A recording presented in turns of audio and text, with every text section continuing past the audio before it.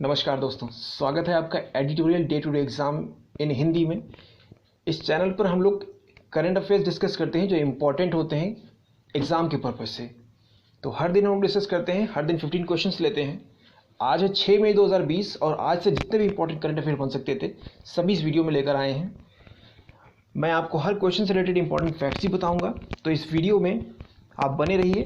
बीच बीच में मैं आपको इंपॉर्टेंट फैक्ट्स बताऊंगा जिससे आपको ज्ञानवर्धन होता रहे। लास्ट में मैं आपसे एक क्वेश्चन पूछता हूं, हमेशा की तरह इस बार भी पूछूंगा, जिसका आंसर आपको नीचे कमेंट बॉक्स में लिख कर देना है। और लास्ट सबसे इंपॉर्टेंट बात जो है, इस वीडियो की PDF लिंक आप नीचे दिए गए डिस्क्रिप्शन में डाउनलोड कर सकते हैं। प्लस हमने कुछ इंपॉर्टेंट चीज़ें भी इंक्लूड की हैं इसमें, जैसे कि top news headlines, editorials, newspapers, editorials जो बेस्ट न्यूज़पेपर से लिए गए हैं, हमने डिस्क्रिप्शन में दिया है लिंक, आप वहाँ से डाउनलोड कर लो। प्लस आप टेलीग्राम लिंक से भी हमें इनवाइट जा सकते हो हमारे ग्रुप में, और वहाँ से भी इसको ले सकते हो। ठीक है, तो शुरू करते हैं फर्स्ट क्वेश्चन से हम लोग। फर्स्ट क्वेश्चन है आज का, कांग्रेस के किस वरिष्ठ नेता को लोकसभा में लोक लेखा पर संसदीय समिति का अध्यक्ष नियुक्त किया गया है? इसके 4 ऑप्शन हैं, ABCD। ए है सोनिया गांधी, बी है अधीर रंजन चौधरी, सी है गुलाम नबी आज़ाद, डी है प्रियंका गांधी। गेस करो गाइस, इसका आंसर क्या हो सकता है? सोनिया गांधी कांग्रेस की प्रेसिडेंट हैं, नहीं हो सकता। अधीर रंजन चौधरी ये है लोकसभा लीडर हैं, इस समय 17वीं लोकसभा में ये MP चुने गए थे बहरमपुर वेस्ट बंगाल से। सी है गुलाम नबी आज़ाद, ये है राज्यसभा लीडर प्रियंका गांधी, ये भी नहीं हो सकती। इसका आंसर है गाइस बी। करेक्ट आंसर इसका बी, अधीर रंजन चौधरी। इस समय ये 17वीं लोकसभा से आपको बताया ये चुने गए थे। ठीक है, अधीर रंजन चौधरी इंडियन पॉलिटिशियन रहे, वेस्ट बंगाल में इनका जन्म हुआ, वहीं से इन्होंने बहरमपुर से MP बने और इंडियन नेशनल कांग्रेस में अभी कार्यरत है। तो लोक लेखा पर संसदीय समिति का अध्यक्ष इनको चुना गया है। ठीक है, इसका करेक्ट आंसर हो गया बी। सेकेंड क्वेश्चन है हमारा, वह संस्था जिसने हाल ही में उच्च संक्रमण क्षेत्रों के तेजी से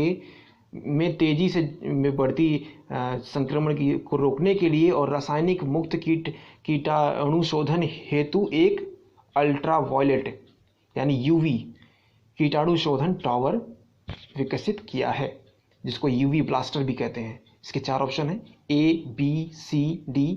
ISRO, DRDO, HAL Hindustan aeronautics limited, CSIR। ठीक है, इसका करेक्ट आंसर है DRDO।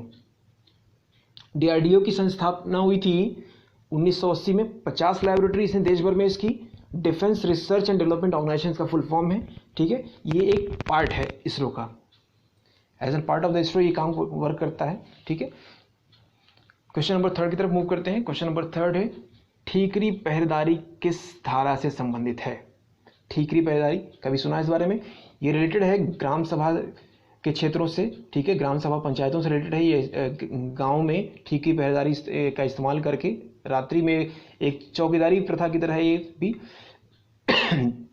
जिसमें कि कोरोना वायरस से संक्रमित क्षेत्रों से आने वाले लोगों को रोकने के लिए इसका इस्तेमाल किया जाएगा इस समय। तो ये small town and petrol act 1918 की धारा 1 से संबंधित है, धारा 243 संबंधित, धारा 370 से 370 नहीं होता, जम्मू कश्मीर की है, एब्रोकेशन हो गया उसका तो। और धारा 50 इसका सही आंसर है, धारा small town and petrol act 1980 की धारा 1 से है संबंधित। इसके बारे में आपको बता दूं मैं कि उपायुक्त निशांत कुमार यादव ने Punjab village small town and petrol act 1980 की धारा 1 के अधीन शक्तियों का प्रयोग करते हुए गांव में नौजवानों द्वारा ठीकरी पहरे लगाए जाने के आदेश पारित किए हैं, ताकि बाहर से आने वाले लोगों को पर अंकुश लगाया जा सके। मेनली ये कोरोना से संबंधित है। हर जगह कुछ स्टेप्स उठाए जा रहे हैं बाहर से आने वाले मजदूरों पर भी और सब भी, तो ये जरूरी कदम। गाइस मूव करते हैं क्वेश्चन नंबर 4 की तरफ। वर्ल्ड एथलेटिक्स डे कब मनाया जाता है?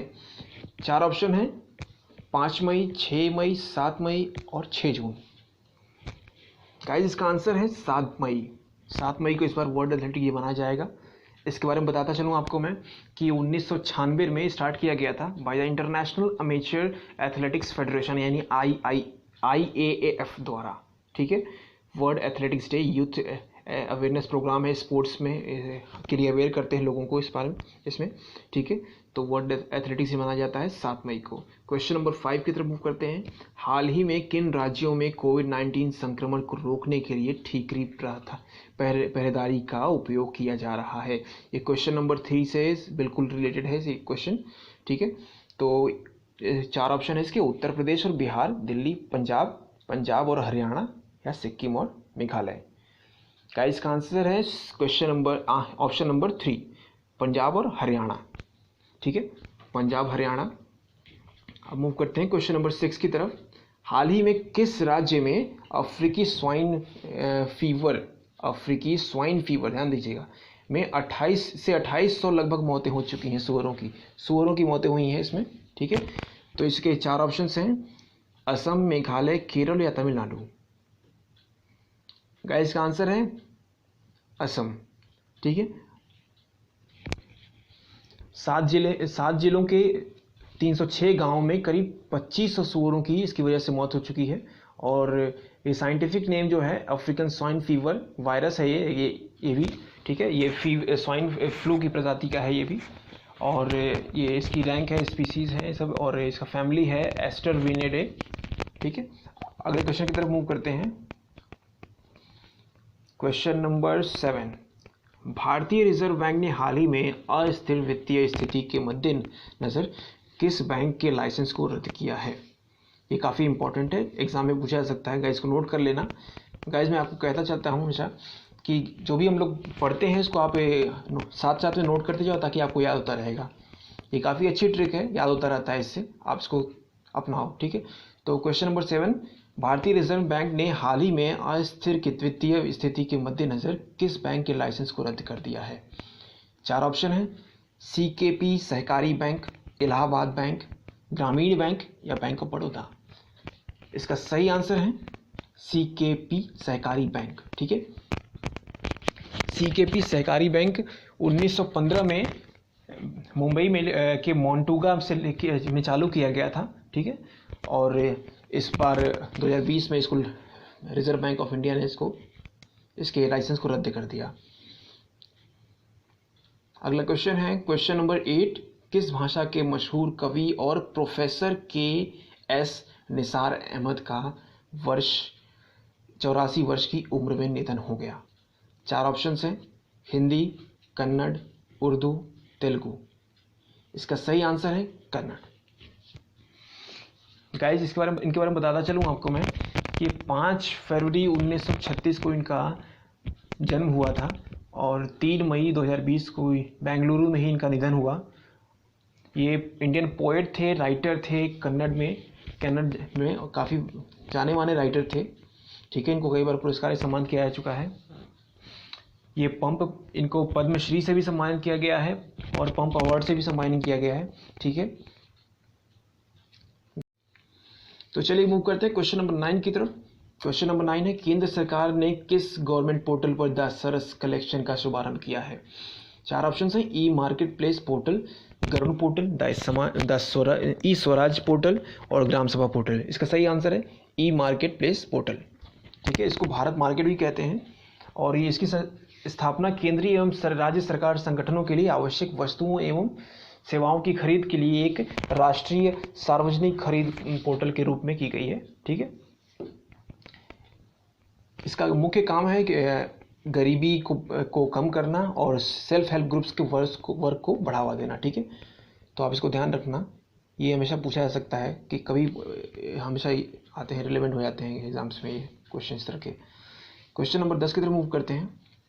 रूस द्वारा लॉन्च किया गया आर्कटिका सैटेलाइट किस क्षेत्र से संबंधित है? इसके 4 ऑप्शन हैं, जलवायु और पर्यावरण की निगरानी से, बी है कृषि से, सी अंतरिक्ष से, डी खनिज से। सही आंसर है इसका जलवायु और पर्यावरण की निगरानी से, ठीक है। आपको इस बारे में बताता चलूं कि रूस का आर्कटिक रिमोट सेंसिंग और आपातकालीन संचार उपग्रह पृथ्वी के ध्रुवीय क्षेत्रों में मौसम संबंधी डेटा एकत्र करेगा। इससे मौसम के पूर्वानुमान में सुधार करने की अनुमति दी जाएगी और वैज्ञानिकों को जलवायु परिवर्तन का बेहतर अध्ययन करने में सक्षम बनाया जाएगा। आर्कटिक वृत्त में आमतौर पर जलवायु ठंडी है और लेकिन नॉर्वे के तटीय क्षेत्रों में गल्फ स्ट्रीम के परिणाम स्वरूप तापमान अपेक्षाकृत अधिक रहता है। तो उत्तरी नॉर्वे और उत्तर पश्चिमी रूस के बंदरगाहों को वर्ष भर बर्फ से मुक्त रखते हैं और अंदरूनी इलाकों में ग्रीष्मकाल काफ़ी गर्म होता है जबकि सर्दियों में बेहद ठंडा होता है। तो इसलिए इससे रिलेटेड रिसर्च के लिए इसको लॉन्च किया गया है। ये पहला है सैटेलाइट है। क्वेश्चन नंबर 11 की तरफ मूव करते हैं कि किस संस्थान द्वारा व्हाट्सएप बॉट लॉन्च किया गया है। गाइस, फेक न्यूज़ की काफ़ी प्रॉब्लम आ रही थी। व्हाट्सएप से हमेशा फेक न्यूज़ और इस समय तो काफ़ी फेक न्यूज़ का ट्रेड चल गया है एक समय एक तरह से, तो पता लगाना मुश्किल हो गया है कि रियल न्यूज़ कौन सी फेक न्यूज़ कौन सी है। तो इसी संबंधित है ये व्हाट्सएप चैट बॉट है। ये इसके 4 ऑप्शंस हैं: IFCN, B DRDO, C NASA या स्पेस एक्स। क्वेश्चन नंबर 11 का ये first answer option number A IFCN ये करेक्ट ऑप्शन है। इस IFCN का फुल फॉर्म है institute of international fact checking network. ठीक है, अगले क्वेश्चन की तरफ बढ़ते हैं। क्वेश्चन नंबर 12, किस कश्मीरी उत्पाद को हाल ही में GI टैग प्राप्त हुआ है। 4 ऑप्शंस हैं: केसर, सेब, बादाम या संतरा। पहला ऑप्शन करेक्ट है, केसर। नेक्स्ट क्वेश्चन है क्वेश्चन नंबर 13, अभी हाल ही में जर्नलिज्म में के क्षेत्र में दार यासीन, मुख्तार खान और छन्नी आनंद को किस प्राइज से नवाजा गया है। 4 ऑप्शंस हैं: पुलित्जर प्राइज, बी जैक गार्ने अवार्ड, सी जॉर्गे मोनलिला अवार्ड और ओलिवर ऑस्लिनिया अवार्ड। ठीक है, तो इसका सबसे पहला ऑप्शन पुलित्जर अवार्ड सही है। ये पुलित्जर अवार्ड मेनली फिक्शंस में और जर्नलिज्म में दिया जाता है। बुक राइटर को भी, पोइट्स को भी दिया जाता है ये, लेकिन इस समय इनको मिला हुआ है फोटोग्राफिक जर्नलिज्म में इनको मिला ये अवार्ड। ठीक है, पुलित्जर अवार्ड्स। तो ये ऑप्शन नंबर ए करेक्ट है इसका। इसकी संस्थापना हुई थी 1918 में।